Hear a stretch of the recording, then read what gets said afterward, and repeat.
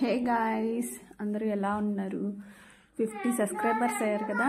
So నిన్న మంగళవారం, అది కూడా అందుకని చెప్పి షాపింగ్ అని బయటకు వెళ్ళాము విశాల్కి. చూడండి, మా పిల్లల కోసం పైకి వెళ్తున్నాము. వెళ్ళింది అయితే ఒకరి కోసం, కానీ తీసుకుంది మాత్రం వేరే వాళ్ళకి.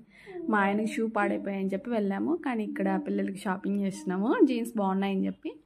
చూడండి, అగో మా ఆయన చూపించేస్తున్నాడు, అవే తీసుకున్నాము. నెక్స్ట్ నేను కూడా అలా వెళ్ళి కొన్ని చెక్ అయితే చేశాను, బాగున్నాయి టాప్స్ అని చెప్పి. సో నాకేమంతా అనిపించలేదు, అందుకని చెప్పేసి సైజ్ బాగుందా బాగాలేదని అడుగుతున్నాను. అంటే విషయాల్లో కొంచెం ఏంటంటే రీజనబుల్గా ఉంటాయి. మా వాడు చూడండి, ఆ షర్ట్ వేసుకున్నాడు కదా, ఆ షర్ట్ని ఇప్పట్లేదు వాడు, ఇంకని చెప్పి వదిలేసాము, ఏడుస్తున్నాడని చెప్పి.